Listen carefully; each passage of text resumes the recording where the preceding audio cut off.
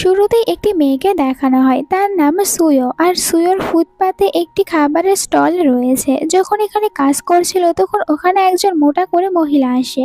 সুয়োকে বলে, তোমার এইসব কিছু করার কি দরকার? তোমার হাজবেন্ড তো অনেক বেশি রিচ আর ভালো টাকা ইনকাম করে, সে তো তোমাকে খাওয়াচ্ছে, তাহলে তুমি নিজে বা এইসব কিছু কেন করতে চাচ্ছ?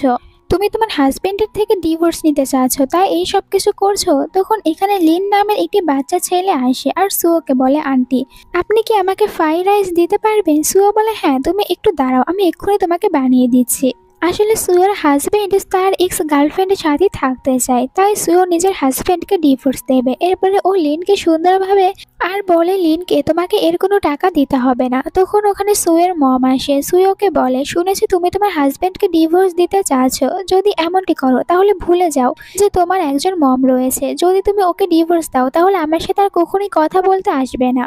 ওকে ডিভোর্স দিলে তোমার ফিউচারে কি হবে? তোমাকে কেই বা বিয়ে করতে চাবে? তুমি ওকে একদমই ডিভোর্স দিও না। কিন্তু এখানে সুয়ো মমের কোনো কথাই শোনে না, ও তো ডিসাইড করে নিয়েছে যে ডিভোর্স দিয়ে দেবে। লিন বলে, আন্টি আপনি যদি আপনার হাজব্যান্ডকে ডিভোর্স দেন তাহলে আপনি আমার ড্যাডের সাথে বিয়ে করতে পারেন। আমার ড্যাড এখনো সিঙ্গেল রয়েছে আর অনেক বেশি হ্যান্ডসাম, আর ড্যাড আপনাকে অনেক ভালোবাসবে। সুয়ো ওর কথায় সেরকম গুরুত্ব দেয় না। সুয়োর মমও রেগে এখান থেকে চলে যায়, আর সুয়ো তো ভাবে চিটার হাজবেন্ডের সাথে আমি কিছুতেই থাকবো না। এরপরে লিন কারের ভিতরে ছিল নিজের ড্যাডের সাথে, যেখানে ড্যাডকে বলে, আমি চাই আপনি ওই আন্টিকে বিয়ে করুন, আন্টি অনেক ভালো, আর আমি শুনেছি আন্টির হাজবেন্ডকে আন্টি ডিভোর্স দেবে। ছেলের কথাগুলো শোনার পর এখানে তখন মিস্টার ফু বলে দেয় অ্যাসিস্ট্যান্টকে, ঠিক আছে তাহলে তুমি ওই মেয়েটি সম্পর্কে খোঁজ বের করো যে মেয়েটি আসলে কেমন কি করে। আমার ছেলের কাছে যদি ওকে ভালো লাগে তাহলে আমি ওকে বিয়ে করব। পরের দিনের সিন দেখানো হয়, যেখানে আমরা দেখতে পাই সুয়োকে নিজের হাজবেন্ডের সাথে। সুইও আর ওর হাজবেন্ডের ডিভোর্স হয়ে গিয়েছে, যেখানে হাজবেন্ড সুয়োকে বলে, আমি এই ডিভোর্স তোমাকে একদমই দিতে চাইনি, কিন্তু তুমি জোর করে আমাকে ডিভোর্স দিয়েছো, তাই আমি আমার প্রপার্টি থেকে তোমাকে কোনো কিছুই দেব না। আর আমাদের মেয়ের যখন 18 বছর হয়ে যাবে তখন ওকে আমি আবারও নিজের কাছে ফিরিয়ে নিয়ে আসবো। সুয়ো তখন রেগে যায় আর মনে মনে বলে, অনেক চালাক একটি ছেলে, এখন ভালো করে জানে আমার কাছে কোনো টাকা পয়সা নেই, তাই আমি ওর উপরে কোনো কেস করতে পারবো না, তাই তো এখন আমাকে বিপদে ফেলার জন্য এইসব কিছু বলছে। আসলে ওর হাজবেন্ডই চায় যে নিজের এক্স গার্লফ্রেন্ড আর সুয়ো তাদের দুজনকে একসাথে নিজের সাথে রেখে দেবে। আর এই অফারটা সুয়োকে দিয়েছিল, কিন্তু সুয়ো বলে, আমি কিছুতেই এরকম একটি ছেলের সাথে থাকতে পারবো না যে কিনা নিজের ওয়াইফকে ভালো না বেসে এক্স গার্লফ্রেন্ডকে ভালোবাসে।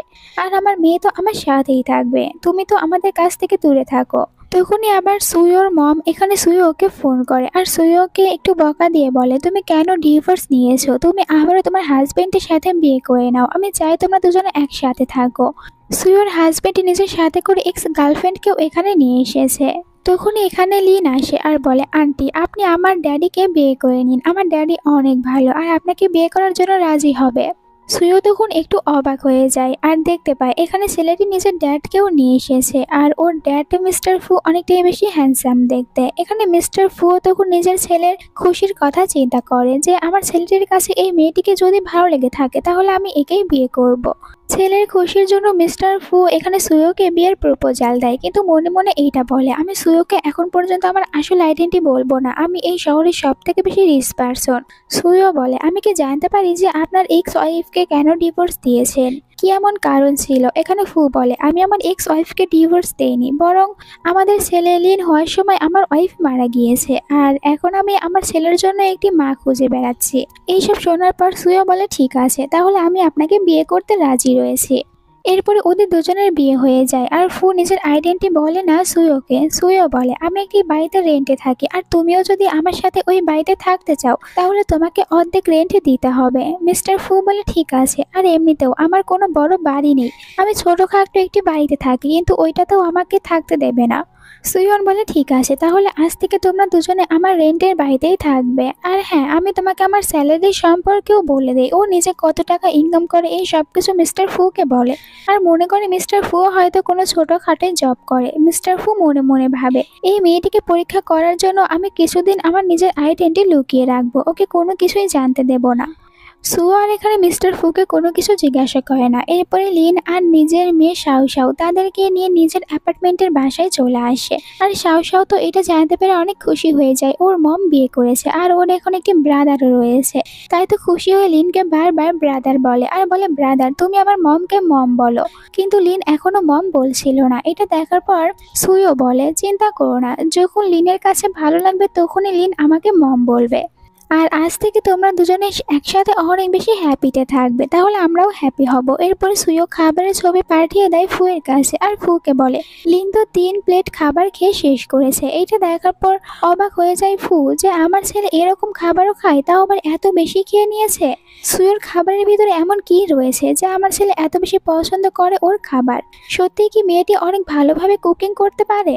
বাড়িতে সুয়ো নিজের দরজার ওপরে ফিঙ্গারপ্রিন্ট দিয়েছিল লিনের, যাতে করে লিন যে কোনো সময় এই দরজায় খুলতে পারে। আর লিন প্রথমবার এরকম একটি লক দেখতে পায়। এটা বুঝতে পারে সুয়ো, মনে মনে ভাবে যে হয়তো ছেলেটি এর আগে কখনো এরকম লক দেখেনি। আর ভাবে ফু আর লিন তারা দুজনে হয়তো গ্রাম থেকে এখানে এসেছে। সুয়োর কাছে এরকমই মনে হতে থাকে। এরপরে দুইটি বেবিকে নিয়ে চলে আসে সুপার শপে, যেখানে দুইটি বেবিকে অনেক মজাদার ক্যান্ডিগুলো কিনে দিচ্ছিল। আর এইসব পেয়ে তো লিন অনেক খুশি হতে থাকে। লিনের কাছে এই সব কিছু প্রথমবারের মতন ছিল, কারণ লিন এর আগে কখনো এরকম জিনিসগুলো দেখেওনি। রাতে শাও দেখতে পায় ওদের বাড়িতে একটি ছেলে এসেছে, কিন্তু শাও ফুকে চিনতে না পেরে ভিতরে ঢুকতেই দেয় না। কিন্তু একটু পরে সুয়ো শাওকে বুঝিয়ে বলে যে ইনি হচ্ছে আমার হাজবেন্ড আর তোমার নতুন ড্যাড। দুজনকে একে অপরের সাথে পরিচয় করিয়ে দেয়। যখন মিস্টার ফু এখানে সুয়োর বানানো খাবার খায় তখন নিজের কাছে অনেকটাই বেশি ভালো লাগে, তাই অনেক খাবার খেয়ে ফেলে। ডিনার শেষে সুয়োকে সবকিছুতে অনেক বেশি হেল্প করতে শুরু করে, আর এই সব কিছু ও নিজে থেকেই করছিল। বাট ফুয়ের এরকম ব্যবহারে সুয়ো অনেক বেশি অবাক হয়ে যায়। মিস্টার ফুকে বলে, তোমার হেল্প করে দিতে হবে না, তুমি অনেক বেশি খাবার খেয়েছো, তাই তোমার উচিত এখন বাইরে হাঁটার জন্য যাওয়া। মিস্টার ফু তখন দুটি বেবিকে নিয়ে পার্কে চলে আসে, আর যেখানে এক নজরে শাও শুধু ফুকেই দেখতে থাকে। লিন বলে ড্যাডকে, আমি বলেছিলাম না এই আন্টি অনেক বেশি ভালো আর আন্টির কুকিং অনেক ভালো লাগে, তাই তো আমি আন্টিকে এত লাইক করি। এখানে ফু বলে শাওকে, তুমি এরকম ভাবে আমার দিকে কেন দেখছো? শাও বলে, আপনি তো অনেক ভালো, আপনি আমার মমকে আজ সাহায্য করেছেন, যেরকমটা আমার ড্যাড কখনোই আমার মমকে করেনি। আগেও খাবার শেষে এত বেশি বাসন থাকতো আর ওই সব কিছু আমার মমকে একাই ক্লিন করতে হতো, আমিও ক্লিন করতাম, কিন্তু কখনোই ড্যাড আমাদেরকে সাহায্য করে না। এইসব শোনার পর ফুয়ের তখন একটু খারাপ লাগে, আর যার কারণে পরের দিনই সুয়োকে প্লেট ক্লিন করার মেশিন কিনে দেয়। যেটা দেখার পর সুয়ো তো অবাক আর বুঝতে পারে না ফুয়ের কাছে এত টাকা কিভাবে হয়েছে যে ফু ওকে মেশিন কিনে দিয়েছে। বাট ফু বলে, আমি দেখেছি তোমার অনেক কষ্ট হয়, তাই এটা আমি তোমার জন্য নিয়ে এসেছি। সুয়ো মনে মনে ভাবে যে বিয়ের পর আমি কতবার আমার হাজব্যান্ডকে বলেছি এই মেশিনটা কিনে দেওয়ার জন্য, কিন্তু আমাকে কিনেই দেয়নি। আর যার সাথে কিনা আমার 2 দিন আগে বিয়ে হয়েছে সেই আমাকে এই জিনিসটা কিনে দিয়েছে শুধুমাত্র আমাকে সাহায্য করার জন্য। এর মানে ছেলেটি সত্যি অনেক বেশি ভালো। ফুয়ের এরকম কেয়ারিং ওর অনেক ভালো লাগে। এরপরে দেখা যায় লিনকে পরার জন্য কিছু সুন্দর সুন্দর ড্রেস বের করে দেয়, আর এরপরে এইসব কিছু দিয়েছিল ফুকে। আর ফু আর লিন দুজনের অনেক ভালোভাবে খেয়াল রাখার চেষ্টা করছিল সুয়ো। আর এরপরে যখন ফু লিন তারা দুজনে একসাথে ছিল, সুয়ো তখন কাজ করতে থাকে। ফু মনে মনে ভাবে যে আমার ছেলে হয়তো ভালো একটি মেয়েকেই খুঁজে বের করেছে নিজের মা হিসেবে, আর ওকে আমি দেখেও যতটুকু চিনতে পেরেছি এই মেয়েটি অনেক বেশি ভালো, আমার ছেলের অনেক ভালো খেয়াল রাখে। খাবার খাওয়ার সময় বলে সুয়ো যে তোমরা দুজনে একসাথে গিয়ে শাওয়ার নাও। লিন বলে, কিন্তু আমি কখনোই আমার ড্যাডের সাথে শাওয়ার নেইনি। লিনের এই কথা বলার কারণ হচ্ছে লিন ওর ড্যাডের সাথে বেশি সময় কাটাতে পারে না। ফু যেহেতু একজন বিজনেসম্যান, তাই বেশিরভাগ কাজের জন্য বাইরেই থাকে। এরপরে ফু নিজের একটি কার্ড বের করে সুয়োকে দেয়, আর সুয়োকে বলে, এখান থেকে তুমি টাকা খরচ করতে পারো। সুয়ো বলে, তাহলে তোমার কাছে কি থাকবে? মিস্টার ফু বলে, তুমি তো বাড়িতে থেকে 2টি বেবির দেখাশোনা করছো, তাই তোমার এই কার্ডের প্রয়োজন, যাতে করে তোমার যে কোনো সময় তুমি এখান থেকে টাকা খরচ করতে পারো। আর আমাকে নিয়ে চিন্তা করো না, আমি তো এখন ইনকাম করছি। সুয়ো তখন নিজের টাকা আর ফুকে যা টাকা দিয়েছে এই সব কিছু নিয়ে পুরো মাসের হিসাব করে, যেখানে ও দেখতে পায় আরো কিছু টাকার শর্ট রয়েছে আর ওকে এখন কিছু একটা করতে হবে। তখনই ফ্রেন্ড ফোন করে। আসলে ফ্রেন্ড তো সুয়োকে নিয়ে একটি রেস্টুরেন্ট খুলতে চাচ্ছিল, যেটা ওরা দুজনে মিলে করবে, আর ওখানে সুয়োকে শুধুমাত্র কুকিং করতে হবে আর ফ্রেন্ডের সবকিছু দেখে নেবে। আর সুয়োর এখন টাকার প্রয়োজন, তাই ফ্রেন্ডের সাথে ও রেস্টুরেন্ট খোলার জন্য রাজি হয়। সুইও ফ্রেন্ডের সাথে এই বিষয় নিয়ে কথা বলার জন্য আসে, যেখানে ফ্রেন্ড বলে আমরা দুজনে একটি রেস্টুরেন্ট ওপেন করব, আর এটা যখন ভালো চলতে শুরু করবে তখন আমরা অনেক টাকা এখান থেকে ইনকাম করতে পারবো। শুধুমাত্র এখন আমাদেরকে ভালোভাবে সবকিছু শুরু করতে হবে। আর এখানে ফ্রেন্ড সুয়োর সম্পর্কেও সবকিছু শুনতে পায়, যে সুয়ো ওর হাজবেন্ডকে ডিভোর্স দিয়েছে আর নতুন একটি ছেলেকে বিয়ে করেছে। এইদিকে দেখানো হয় কোম্পানিতে মিস্টার ফুকে আজ একটু তাড়াতাড়ি কোম্পানি থেকে বের হতে চায়, আর অ্যাসিস্ট্যান্ট এটা দেখার পর অবাক যে বস তো এর আগে কখনোই তাড়াতাড়ি কোম্পানি থেকে চলে যায়নি, সবসময় অনেক বেশি কাজ করতো কোম্পানিতে, এই প্রথম চলে যাচ্ছে।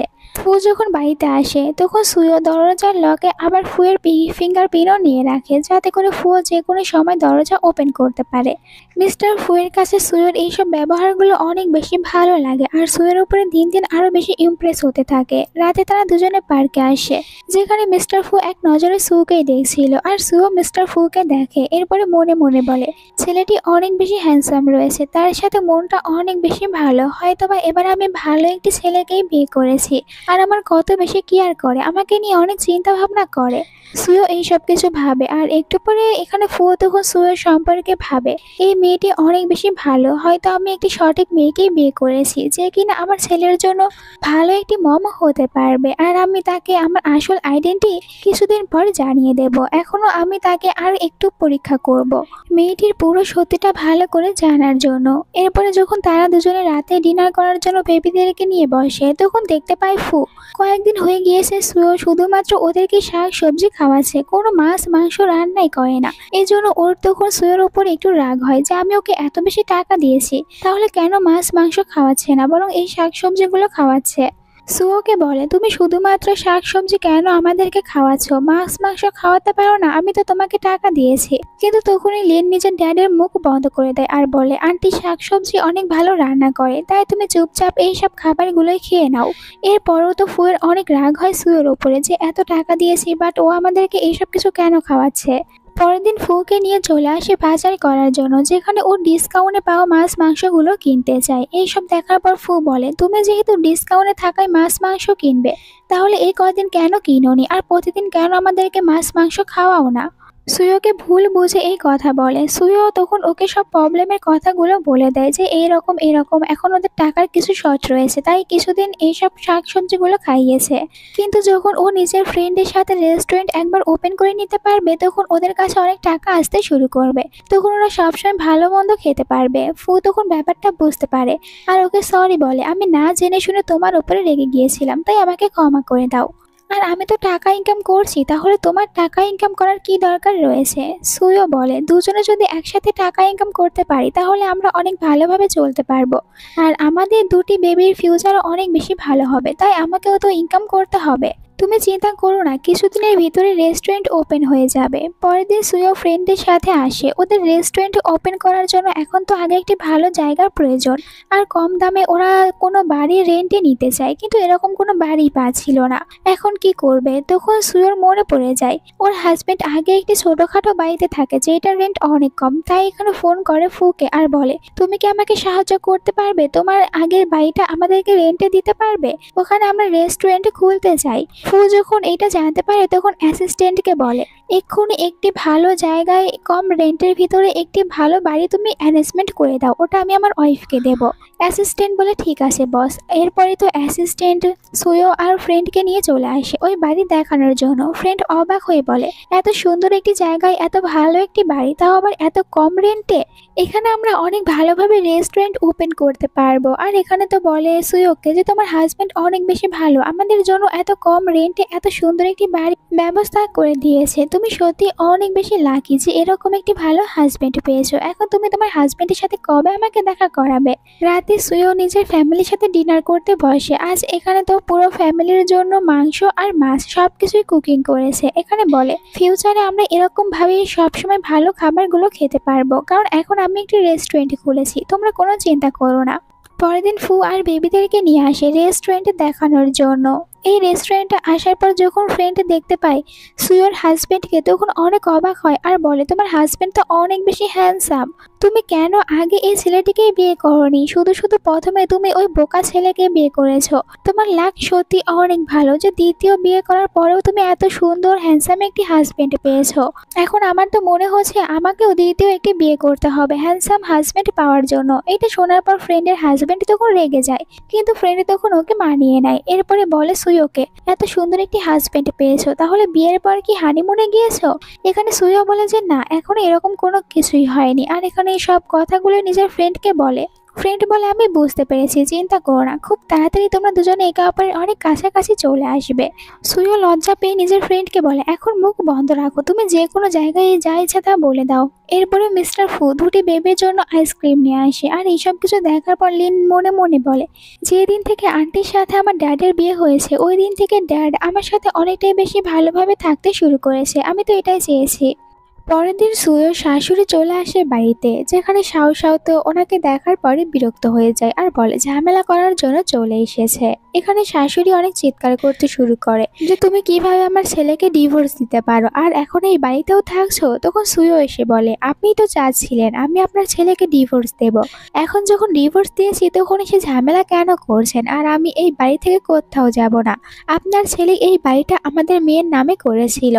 শাশুড়ি মা বলে, তাতে কি হয়েছে, এখন তোমরা এই বাড়িতে থাকতে পারবে না, এই বাড়িটা আমি ফিরিয়ে নিতে এসেছি, আমার ছেলে যা ইচ্ছা তাই করবে, তাই বলে তুমি আমার ছেলেকে ডিভোর্স দেবে? সুইও বলে, আপনার ছেলে আমাকে চিট করেছে, তাহলে আমি কেন দ্বিতীয় বিয়ে করতে পারবো না? আর আপনি এখন এখানে আসা বন্ধ করুন। সুইওর কথা শোনার পর মম আরো রেগে যায়। একটি ভালো মেয়ে কখনোই দ্বিতীয় বিয়ে করতে পারে না, আর সে তার প্রথম হাজবেন্ডকে সবসময় ভালোবাসবে। আর তুমি তো দেখছি দ্বিতীয় বিয়ে করে নিয়েছো। সুইও বলে, আপনার ছেলে যদি বাহিরে গার্লফ্রেন্ড রাখতে পারে আর ওকে বিয়েও করতে পারে, তাহলে আমি কেন দ্বিতীয় বিয়ে করতে পারবো না? শাশুড়ি মা চিৎকার করে বলে, হ্যাঁ তুমি দ্বিতীয় বিয়ে করতে পারবে না, কারণ মেয়েরা কখনোই দ্বিতীয় বিয়ে করতে পারে না। আর এখন তো আমার বাড়িতেই থাকছো, এই বাড়ি থেকে বের হয়ে যাও। সুয়োগ এখানে অনেক বেশি কথা শোনাতে শুরু করে, আর সুয়ো তো চাচ্ছিল যে উনি যেন তাড়াতাড়ি এখান থেকে চলে যায়, বাট শাশুড়ি মা এখান থেকে যাওয়ার নামই নিচ্ছিল না। তখনই মিস্টার ফু চলে আসে আর বলে, আপনি এরকম ভাবে এসে এখন আমার ওয়াইফকে ডিস্টার্ব করতে পারেন না। আর ফুকে দেখার পর শাশুড়ি মা রেগে যায়, বলে, তাহলে তুমি এই ছেলেটিকে বিয়ে করেছো, তুমি একটি ভালো মেয়ে হয়ে এটা কিভাবে করতে পারো?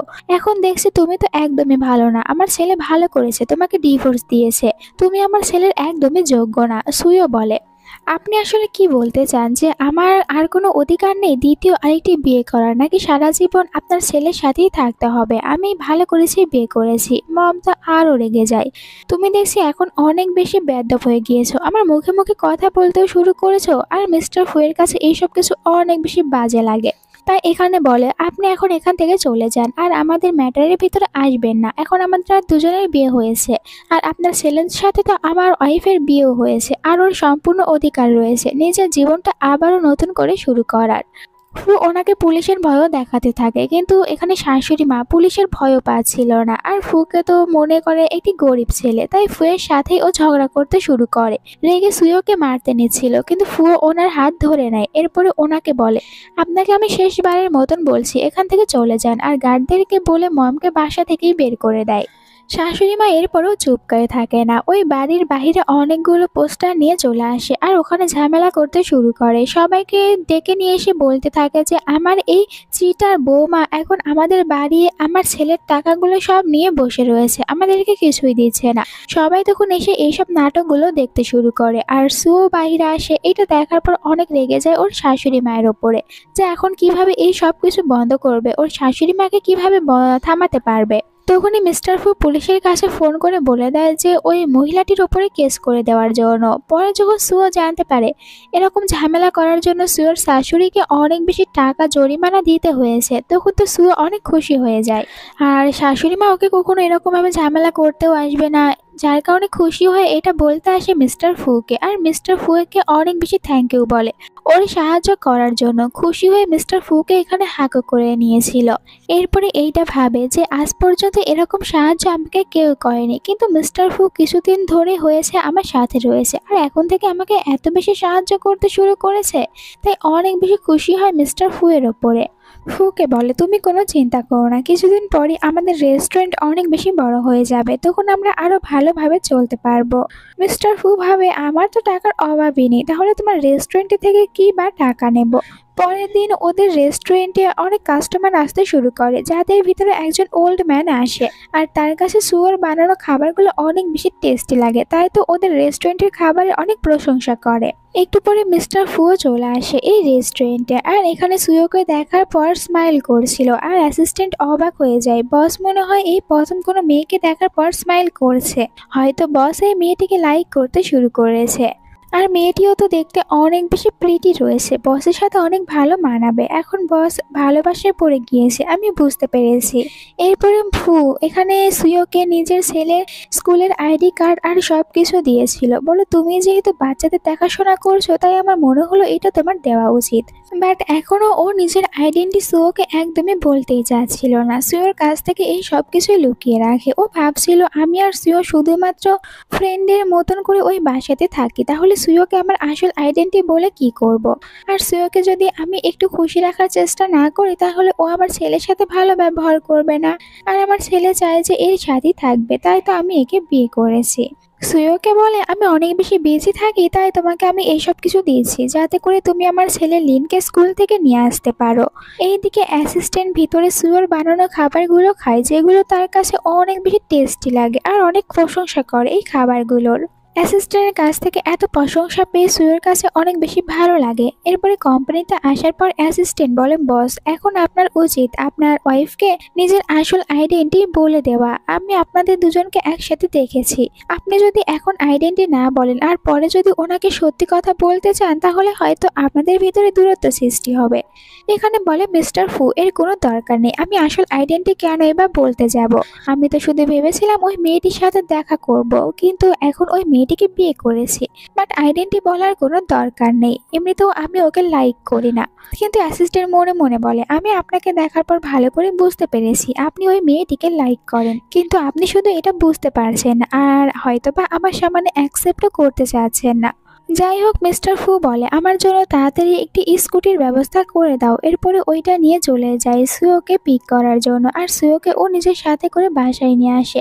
সুয়ো তো এখানে দেখতে পায় মিস্টার ফুকে স্কুটি করে নিয়ে এতে এসেছে, তাই অনেক খুশি হয়, আর বলে, যখন আমরা দুজনে একসাথে অনেক বেশি টাকা ইনকাম করব, তখন আমি তোমাকে বড় একটি কার কিনে দেব।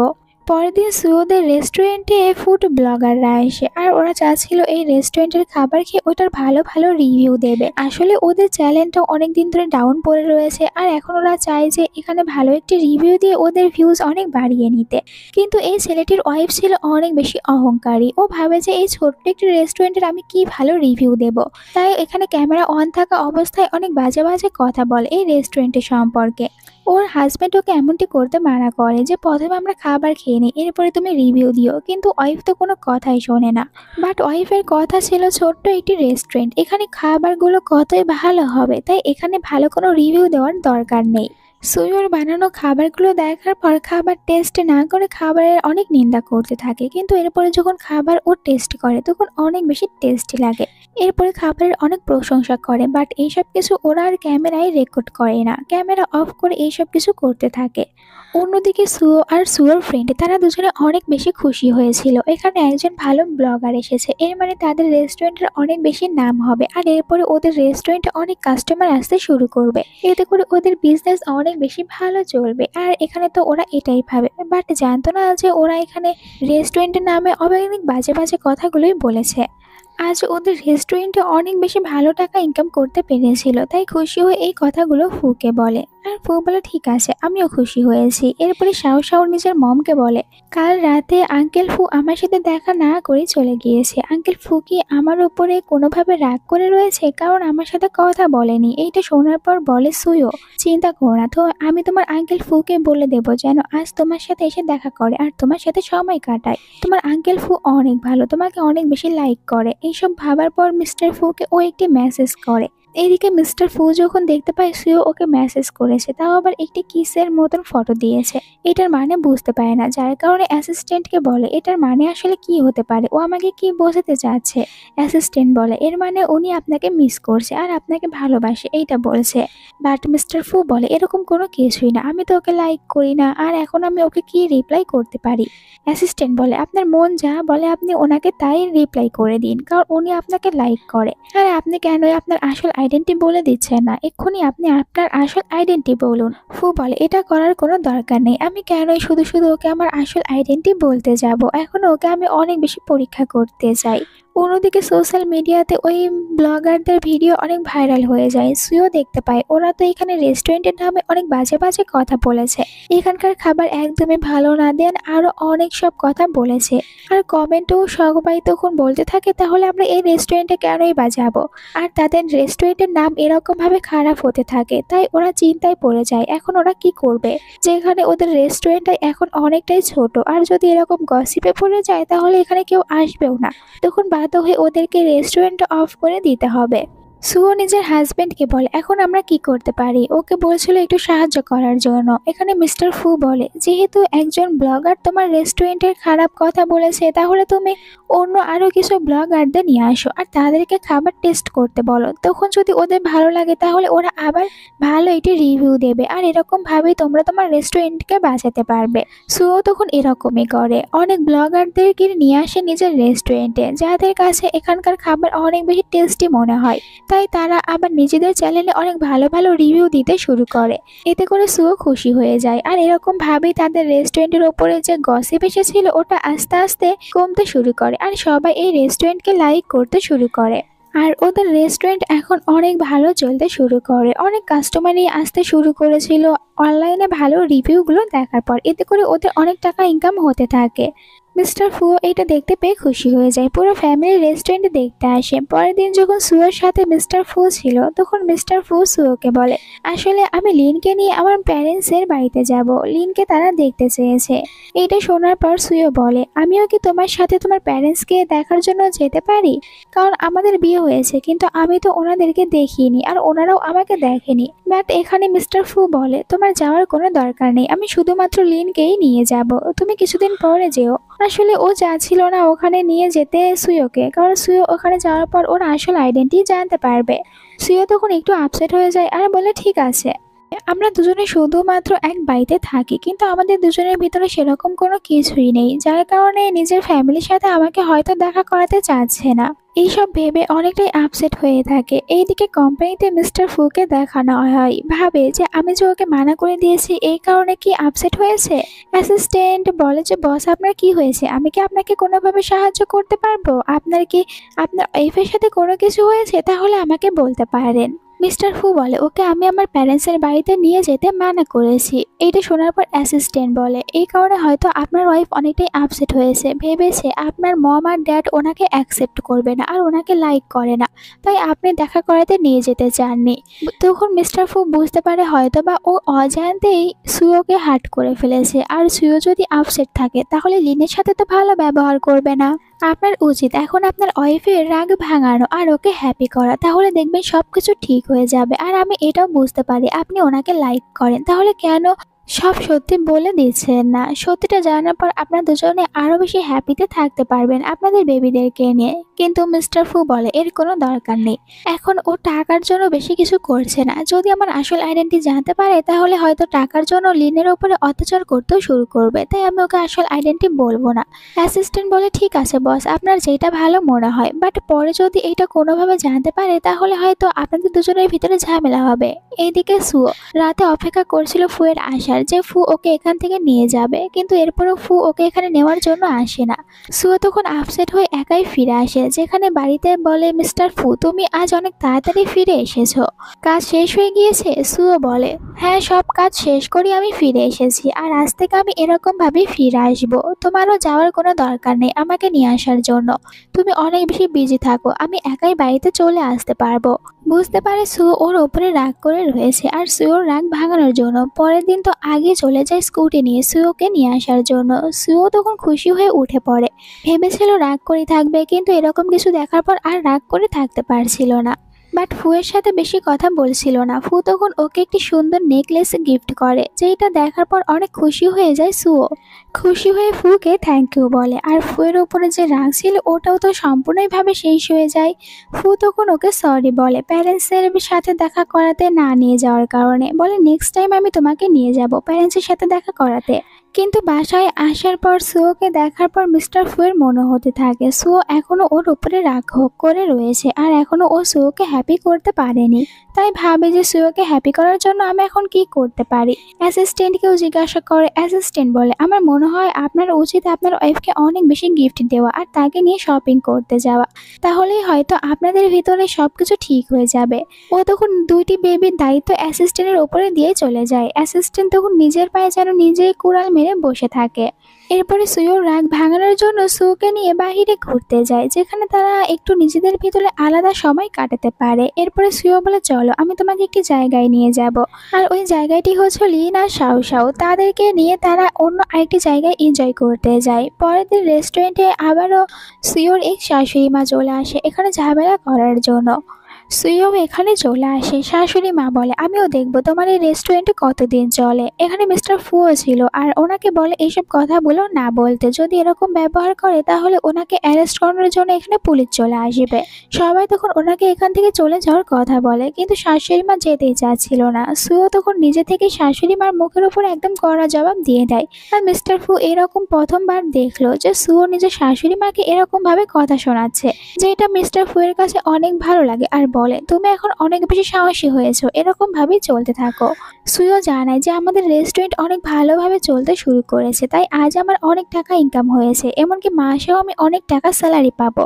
এই সব কিছু মিস্টার ফুকে বলতে থাকে, আর মিস্টার ফুকে বলে এখন আমরা ভালোভাবে চলতে পারবো। মিস্টার ফু ভাবে আমার কোম্পানির টাকার কাছে ওর রেস্টুরেন্টের টাকা তো কোনো কিছুই না, বাট এরপরও সুয়োর কথাগুলো শোনার পর হ্যাপি হয়। বাট নিজের আসল আইডেন্টি এখনো বলে না সুয়োকে, বাট এরপরও সুয়ো ওর সাথে হ্যাপিতে রয়েছে। এখানে এই গল্পটা শেষ হয়ে যায়।